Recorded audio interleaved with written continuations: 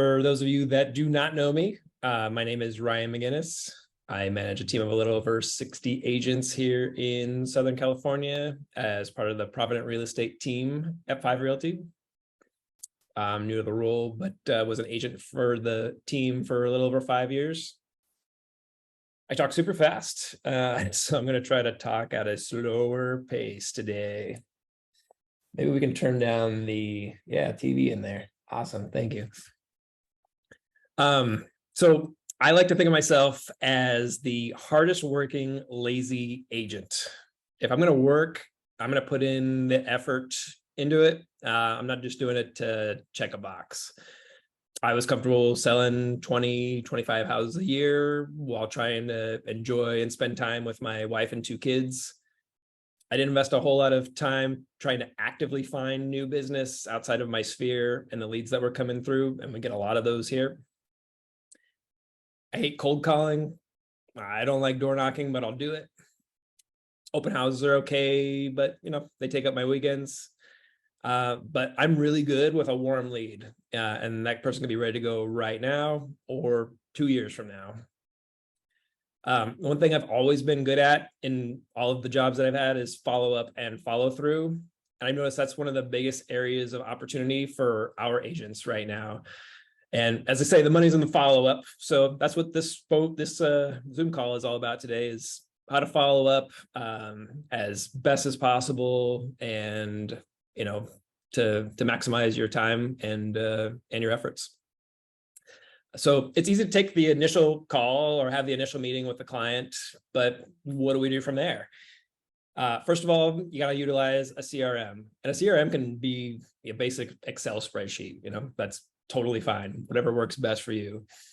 We use Follow Up Boss over here, but the key to making the CRM work is to look at it every single day and reach out to the people in there every single day, at least 5 days a week, Monday through Friday. If you can do it on the weekends too, that's even better. So we'll talk about what follow-up or how often follow-up looks like later in the call here. For us here at Provident, we get a lot of Zillow leads. So that's kind of what we'll focus on, but this really applies to any brand new lead that you get, especially online leads or anyone that you've never met in person before.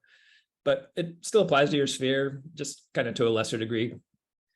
Because with your sphere leads, you've got that built-in trust and connection with those people that you don't have with these online leads. So this is going to kind of go over how to do that and make that as easy and simple as possible to get that connection with your clients. So let's start with what happens after the first phone call. So ideally, you've gotten the basics on their home search: the bedrooms, bathrooms, location, price point, all that good stuff. My first step after that is to send them a video message. That way they can see my face and how excited I am to help them out. In doing this message, you got to be standing up with a big smile on your face for this to be impactful. If you're monotone or have a sour look on your face, this is not going to be effective. So before I turn around the camera, I got a big smile on my face, and it's, "Hey, Joe, this is Ryan, your Zillow Premier agent with Provident Real Estate. I'm super excited to help you out and see Banana Street tomorrow at 4 o'clock. I'm going to go check with my partners and see if we have any other off-market properties in the area that might work for you. Of course, I'll also check the MLS to see if there's anything there too. In the meantime, if you come across any other homes that you want to go see while we're out tomorrow, just send them my way and we'll add them to the tour." And then that's that initial video that I'm sending to them. The reason I mentioned the off-market properties in there is because I want to give them something nobody else is going to be able to give them: access to off-market properties. And when you say that, all of a sudden you've created a little bit of intrigue for them. They're like, "Ooh, this guy's giving me something that nobody else is going to be able to give me." I've also provided a little bit of value to them, other than just being a door opener or an online home searcher for them. They can go search for homes online themselves. They can look on Zillow. Zillow's going to send them properties all the time. But if I'm actively looking at stuff for them and I'm sending them homes that aren't even on the market yet, I've created a little bit of value for these people. That video message is accompanied with a text message that I have a keyboard shortcut for that says, hey, with an exclamation mark, it's Ryan, your Zillow Premier agent with Provident Real Estate. Just want to make sure you have my contact info. And then I put a little smiley face emoji on there because, I'm a smiley guy. And emojis, they help break the ice a little bit, I think. So I like using a lot of emojis. That might not be your jam, but whatever. And then I also say, if there are any other houses you come across while searching online, just send them my way and we can add those to the tour for tomorrow. And then I end it with a thumbs up emoji. If you know me, that's like my big deal. It's thumbs up. Everything's all 1 thumbs up, 2 thumbs up. And like I said, I have that as a keyboard shortcut. So all I have to do is type in ZZZ and that text pops up. All I have to do is add their name right after hey, and then we're off and running. Within 5 minutes of that, I'm texting them, not emailing them, 1 to 4 more houses that match their home search, or at least kind of close to it. And here's the key. I'm not sending them all at once and saying, hey, look at these houses. What do you think? I'm saying, I know your original search was for X city, but have you considered Y city? In Y city, this house has a pool, the loft, and the office, and the right square footage, and it's X dollars less expensive.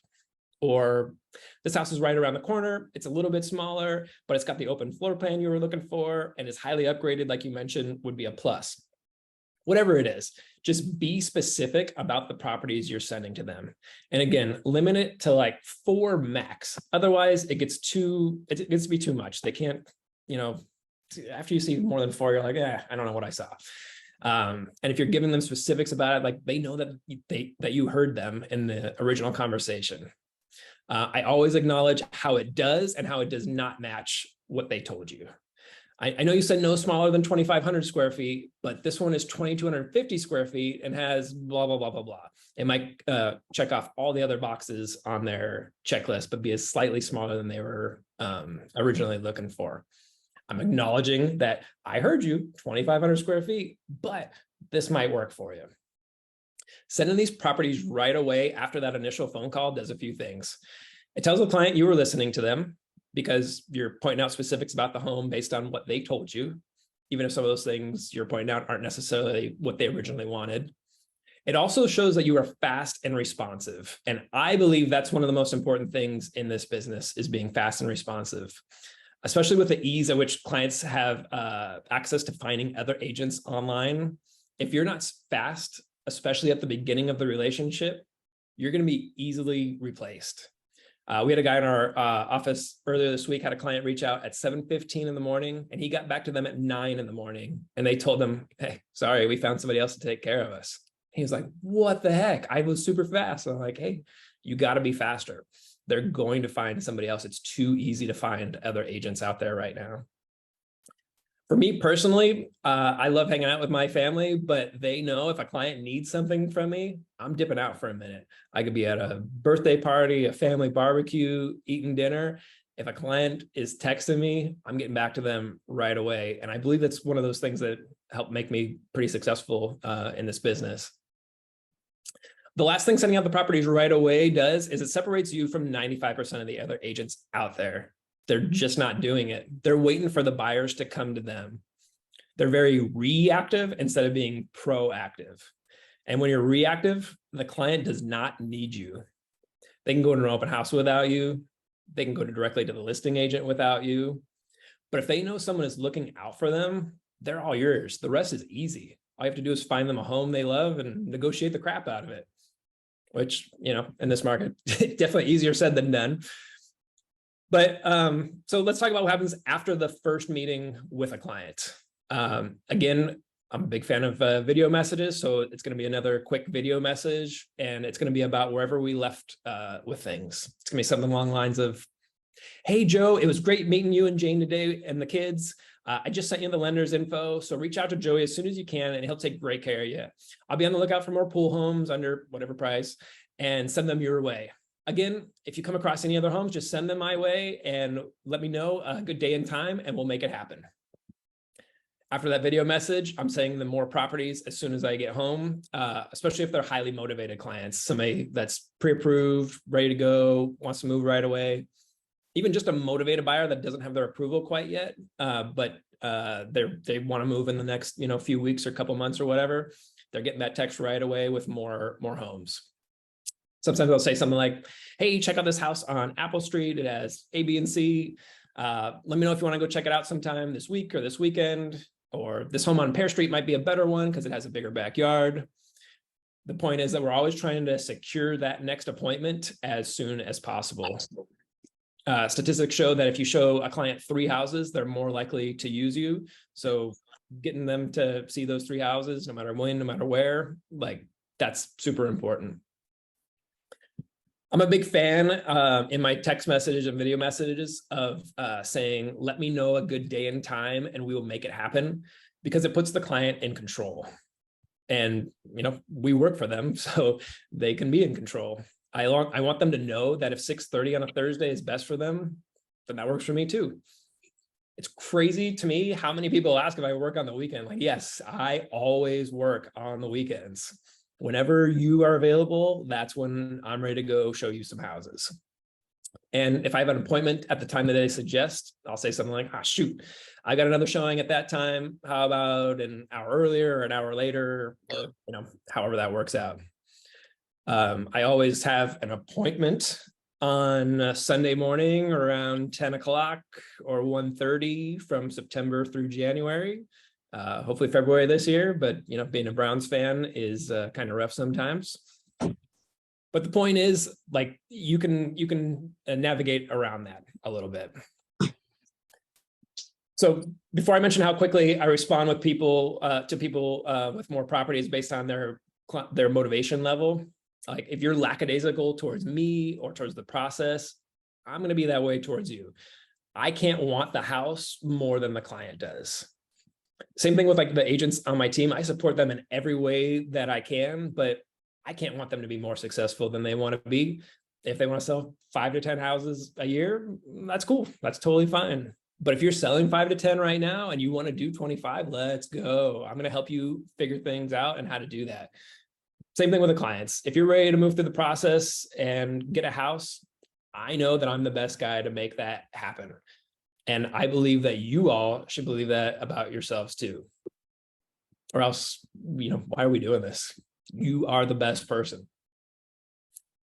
I know I talked about video messages a lot, and it's because I'm a big believer in that. It doesn't matter what you look like. It doesn't matter what you sound like. Just do it. People want to see people. Otherwise, you could just be an AI bot or a computer. They don't know. But when they see your face, like, you become a real person to them. That brings up another point. If you're following up with someone and they're ghosting you, try a video message. In my experience, after you send a video message and then try to reach out a couple more times after that via call or text message, roughly 20 to 30% of the people are going to respond to you.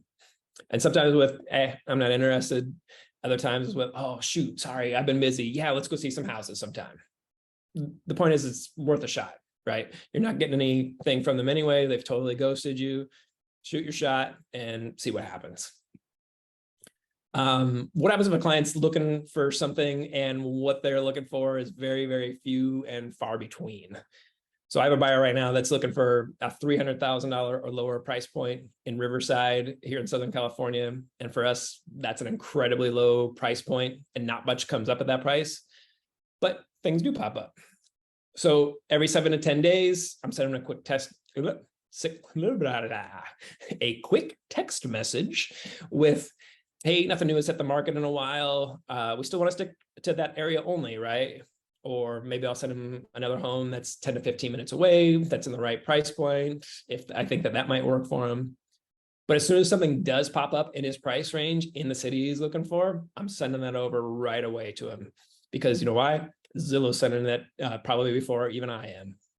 And I want him to know that I'm looking out for him and the homes that he's looking for. So you should be checking the MLS every day, or better yet, set yourself up on the same home search as your clients so you know right when that perfect home hits the market. Again, I'm all about making my life as easy as possible. So how much time do you need to spend each day doing this? And this is the really cool part, I think, because to be honest, probably an hour. 2 if you have like 5 pretty hot clients, maybe 3 hours if you got like 10 or more. I'm talking about like hot clients, ready to go, ready to make offers. Like you don't have to invest a lot of time in this. If you're sending the right messages to these people in the right homes, you don't have to do a lot. So in my personal experience, if I reached out to about 50 clients in a week with a meaningful text message or phone call, and that can include touching the same client like 2 or 3 different ways, 2 or 3 different days during the week, if they were hot, that would translate into about 2 to 4 appointments for the week. And that in turn would turn into 1 to 3 escrows per month for me. And I try to track these things as best as possible with an accountability partner. And when I stopped tracking those things, my business fell off. And that happened to me at the end of last year. 2022 was an amazing year from January through about September-ish for me. And then I took my foot off the gas. I didn't track my contacts sometime around the middle-ish of the year, because business just kept coming. There was sphere business that was coming through. Open houses were successful. Like things just were falling into place. So that happened. And then when I started to track things again around the end of the year, my business picked up. But it took a few months to get back up and running again. I didn't sell a house from around October of last year until around February of this year. I didn't need to because the rest of the year was good in my eyes. But around the end of December, I was like, shoot, what the heck? I started taking more leads and tracking my follow-up around November. And that shit did not translate into business until February. So like 3 months later. Follow-up does not stop with clients either. I believe that follow-up extends to lenders and the agent on the other side of the transaction as well. If you submit an offer for your client, how soon are you following up with a listing agent? Like for me, I'm sending them a text immediately after I hit the send button on my email. I tell them, hey, can you please confirm receipt? Because sometimes I go to spam, which is true. Once they confirm that they received it, I'm asking when they're presenting offers. That way I have that information for my client. And then I'm following up shortly after they told me they're going to be presenting offers to their clients. So if they told me Tuesday at 5 o'clock, I'm following up Wednesday morning, maybe even Tuesday at around like 7 or 8 o'clock-ish. I want the listing agent to know I'm on top of my shit. I don't want to and I do this without sounding too buggy. Of course, like obviously I don't want to piss off the listing agent either. It's usually with a quick text like, hey, how are we looking on our offer? I want the listing agent to know my client is interested and motivated. My follow-up is similar with lenders. If you work with a shitty lender because the buyer didn't want to work with your badass preferred lender, you got to stay on top of them sometimes. Hey, how's the approval coming? What are they missing? How can I help? Can you send me the DU approval? I'm not sitting back waiting for other people to do their shit. I've got shit to do, and waiting for somebody else isn't going to be one of those things. And to be honest, that's how your clients feel too. And that's why you need to be responsive to them. Ryan, can you hear me? Yeah. I'm going to make sure that you don't feel like you're doing a great job, and I'm going to ask you a question. Sounds good. It'll probably be a stupid question, but okay. Yeah, maybe, but just, hear me out. So, okay. And for people who have who've taken a lot of clients, I know for me at one point, it was kind of overwhelming to follow up with so many clients. How do you personally prevent yourself from getting overwhelmed with all of this follow-up? That's a great question. That's a great question.